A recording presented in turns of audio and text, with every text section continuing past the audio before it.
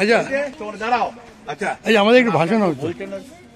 আমি আপনাদের সামনে বরুণ রায় মহাশয়কে অনুরোধ করব নেতাজির সম্বন্ধে দুটো কথা বলতে, কিছু বক্তব্য শোনার জন্য।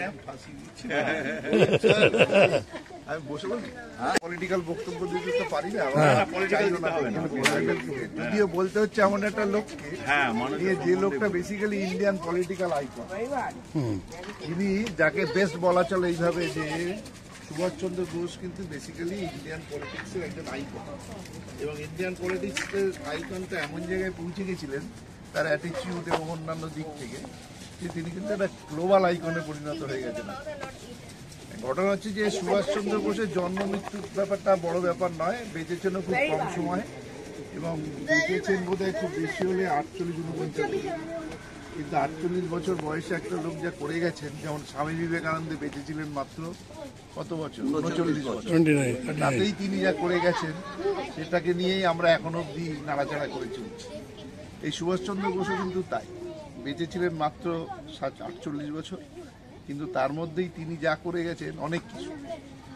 ওনার ঘটনা বলতে গেলে ইন্ডিয়ান টাইম লাইনটা খুব জানা খুব দরকার, ইন্ডিয়ান হিস্ট্রির যে টাইম লাইনগুলো সেগুলো জানা খুব দরকার, ইন্ডিয়ান পরিস্থিতিগুলো জানাটাও খুব বেশি দরকার। কারণ যে সময় সুভাষচন্দ্র বোস রাজনীতিতে অংশগ্রহণ করেছিলেন তার রাজনৈতিক দীক্ষাগুরু ছিলেন কিন্তু আমাদের দেশবন্ধু চিত্তরঞ্জন দাস এমন একজন ব্যক্তিত্ব ছিলেন, নিজে উকিল ছিলেন, সুভাষচন্দ্রের বাবাও উকিল ছিলেন এবং বেশ পয়সাওয়ালা ঘরেরই লোক, মানে যথেষ্ট বিত্তশালী লোক ছিলেন, 14টা ভাই বোন, তার মধ্যে নবম উনি। সুতরাং তিনি যখন পড়াশোনায় খুব অত্যন্ত ভালো ছিলেন বলা চলে এই কারণে যে উনি পড়াশোনা নিয়ে ওনার সঙ্গে ধারে পাশে আসবার মতন কেউ তৎকালীন যুগে ছাত্র সমাজে খুব কম লোক ছিল।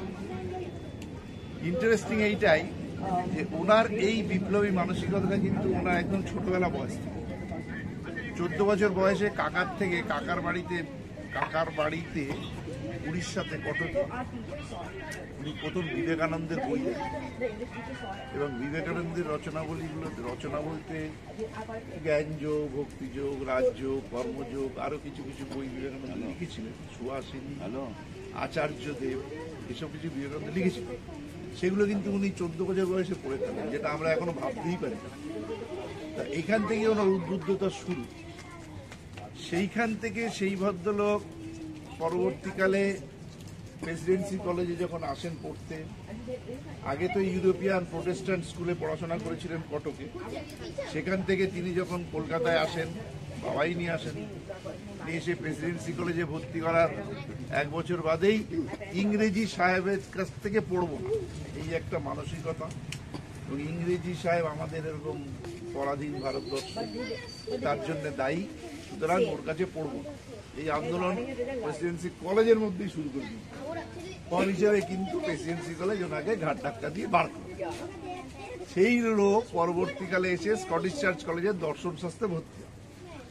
এই যে কিন্তু সুভাষচন্দ্র দর্শন শাস্ত্রের ছাত্র হলে পরবর্তীকালে ওখান থেকেই স্কটিশ চার্চ কলেজ থেকেই বেরিয়েছিলেন, এবং ওনার এই ধরনের বিপ্লবী মানসিকতা দেখে বাবা বিদেশে পাঠিয়েছে, তুই কেমব্রিজে যা, যে পড়াশোনা, এবং পড়াশোনায় এতটাই ভালো ছিলেন, মানে 10 ক্লাসে অত্যন্ত ভালো, তখন আইএ ছিল, 11 ক্লাসে অত্যন্ত ভালো মার্কস, প্রথম সারিতেই একেবারে স্থান। বাবা পাঠিয়ে দেওয়ার পরে এই ভদ্রলোক মানে উনি সেখানেও কিন্তু পড়াশোনা করে, তখন তো ইন্ডিয়ান সিভিল সার্ভিস বিদেশেই হতো, পরীক্ষা হতো, সেখানেও স্থান অধিকার করেন। 1 বছর চাকরিও করেছেন, ICS হয়ে 1 বছর চাকরি, কিন্তু ওই চাকরিতেও ওনার সঙ্গে ব্রিটিশদের লেগে যায়, মানে উনি ব্রিটিশদের কোনো মতেই সহ্য করতে পারেন। এবং ওনার একটা বক্তব্যই ছিল যে এই নরম মাটিতে জন্ম বলে বাঙালিরা বোধহয় এত নরম হয়, সবসময় এত সরল প্রকৃতি, এটা হলে চলবে না। কারণ কোনো ইতিহাসই কোনোদিন সমঝোতার মাধ্যমে তৈরি হয়, বিপ্লবের মাধ্যমে ইতিহাস তৈরি হয়। এসব ওনার ছোট ছোট বক্তব্য আছে, যে বক্তব্যগুলো কিন্তু খুব অনুপ্রাণিত করছে। কিন্তু ইন্টারেস্টিং, ওনার এই আচরণগত দিক থেকে ওনাকে প্রথম আইডেন্টিফাই করেন কিন্তু দেশবন্ধু চিত্তরঞ্জন দাস। কারণ ছাত্রাবস্থা থেকেই উনি দুটো তিনটে আন্দোলন শুরু করেছিলেন। তার মধ্যে একটা আন্দোলন ছিল, যে আন্দোলনটায় ভারতবর্ষে যখন যুবরাজ এসেছিলেন, ইংরেজের যুবরাজ, উনি তার এগেন্সটে বিক্ষোভ দেখিয়েছিলেন। ছাত্রাবস্থা বিক্ষোভ দেখিয়েছিলেন সেই সময়। তার জন্য কিন্তু দেশবন্ধু চিত্তরঞ্জন দাস অ্যারেস্ট হয়েছিল। সারা জীবনে 11 বার অ্যারেস্ট হয়েছেন এবং প্রথম অ্যারেস্ট ছিল ওই যুবরাজের এগেন্সটে বিক্ষোভ দেখা হয়েছে। এবং ইন্টারেস্টিংলি তখন সেখান থেকে তাকে ওইখানে ওনাকে আইডেন্টিফাই করেন চিত্তরঞ্জন দাস, কারণ তার স্ত্রীর অনুপ্রেরণা। বাসন্তী দেবী ছিলেন চিত্তরঞ্জন দাসের স্ত্রী। তিনি কিন্তু বলেছিলেন যে হি ইজ এ জুয়েল, তুমি ওর হয়ে দাঁড়াবে কোর্টে। চিত্তরঞ্জন দাস দাঁড়ানো মানে সেটা একটা ব্যাপক ব্যাপার। তখন ইংরেজরাও চিত্তরঞ্জন দাসকে যথেষ্ট শ্রদ্ধা করেন। চিত্তরঞ্জন দাস তখন মেয়র, ক্যালকাটা আমাদের মিউনিসিপ্যালিটির মেয়র। আর এছাড়া তো ওকালতি চলে। উনি ওনাকে বার করে নিয়ে আসেন। তখন থেকে উনি তাকে কংগ্রেসে যোগ দিতে পারেন। যোগ দেওয়ার রাজনৈতিক দীক্ষাগুরু চিত্তরঞ্জন। যোগ দিয়ে উনি যে কাজটা প্রথম করেছিলেন চিত্তরঞ্জন দাস, সেটাও বাসন্তী দেবীর কথাই। বাসন্তী দেবীকে যার জন্য সুভাষচন্দ্র মা বলে ডাকে, নিজের মা বলে ডাকে। যেটা প্রথম করেছিলেন সেটা হচ্ছে যে উনি বলছেন এর একটা চাকরির ব্যবস্থা করো। শুধু রাজনীতিতে এখনকার মতন রাজনীতি নয়, তখনকার রাজনীতিতে পয়সা ছিল না। এখনকার রাজনীতিতে অনেক পয়সা, পেশায় পরিণত। তখন পেশা ছিল না, রাজনীতি ভেতর থেকে করতে। এতে তো চাকরি দরকার, নাহলে চলবে কি? তখন ওনাকে ক্যালকাটা কর্পোরেশনের চিফ এক্সিকিউটিভ অফিসার চাটা বলেছিলেন, পরবর্তীকালে উনিও মেয়র সেটা হয়েছিলেন। আগে বলেছিলেন।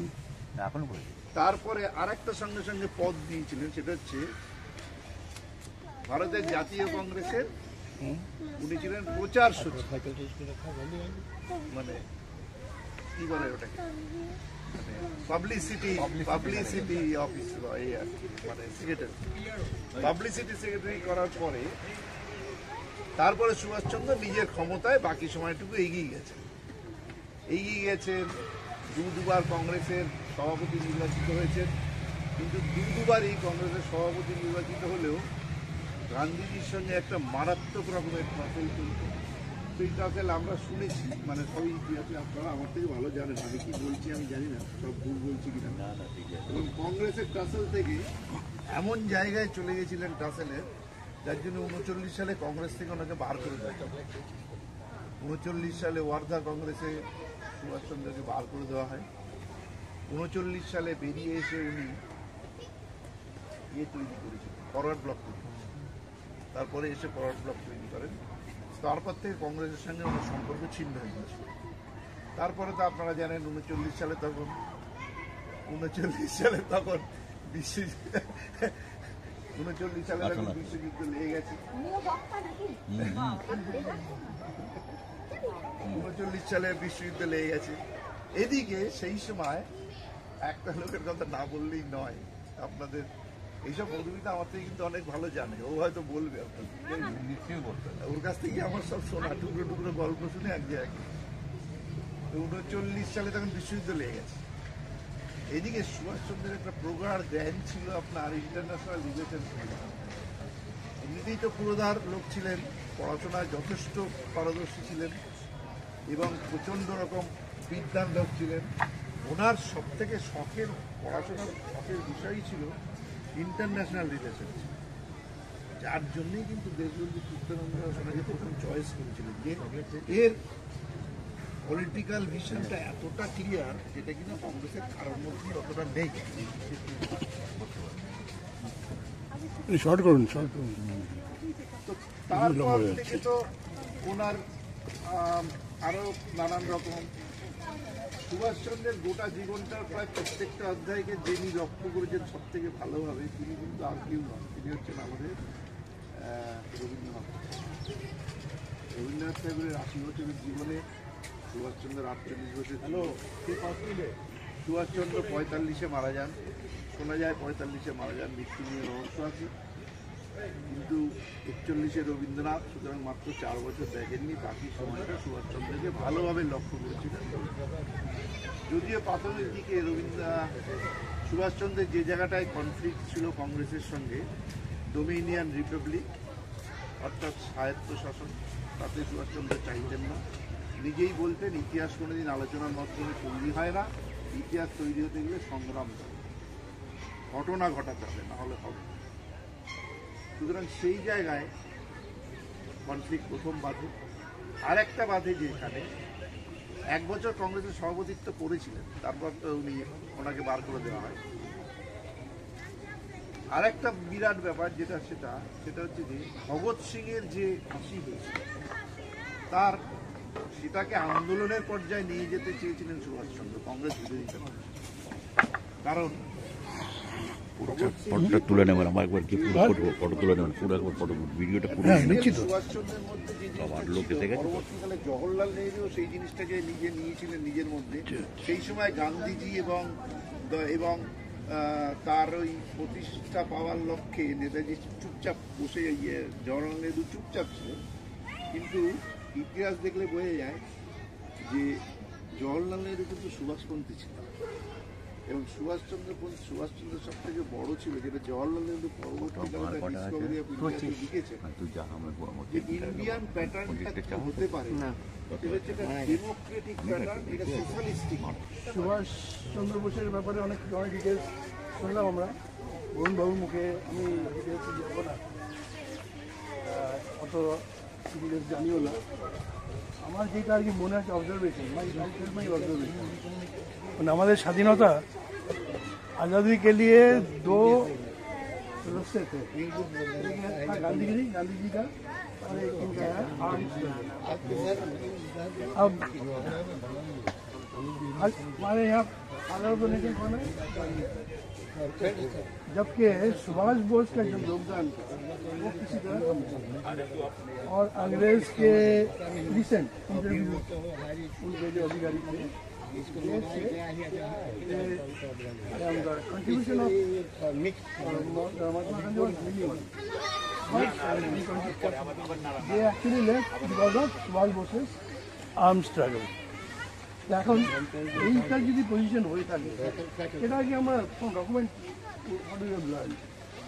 তাহলে আমার I feel pain that Subhash Bose is nowhere, ना तो रोड के ऊपर उनकी तस्वीर है, ना तो कहीं और भी नहीं।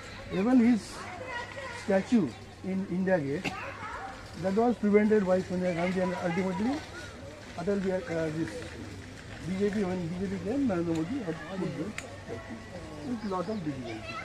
So this is what pains me. That is what I don't know if there is any remedy to bring him to the forefront and accept him as if not as father of the nation, or at least in equal status. I don't know how we should do it. Thank you very much, thank you. হয়ে গেল, কিন্তু সব লোক দেখানো, কোনো কিছু হলো না। তো আমরা মানে আমি যেহেতু মিশনে পড়েছি বা পড়েছি, তো আমার সবসময় মনে হয় যে আমাদের ভারতবর্ষের স্বাধীনতার যদি বলে যে আমাকে যে কে কার জন্য এসছে, আমি তো সর্বদা মনে করব যে নেতাজি সুভাষচন্দ্র বোসের জন্যেই আমরা আজকে স্বাধীনভাবে চলাফেরা, কথাবার্তা সব বলতে পারছি। ওনার সম্বন্ধে এত বড় পরিবারের লোক এত কষ্ট সহ্য করে সেই যুগে উনি সাবমেরিনে করে চলে গেছেন, এত কমিউনিকেশনের প্রবলেম, খুবই মানে অসম্ভব লাগে চিন্তা ভাবনা করলে যে কোনো সাপোর্ট নেই, উনি একা একাই সব করেছেন। রিয়েল লিডারশিপ কি সেটা নেতাজির কাছ থেকে দেখেই শিখতে হয়। তো আমরা ওনার কাছে চিরকৃতজ্ঞ এবং ওনাকে শত শত কোটি নমন। Very good. আমাদের এখানে আরেকটা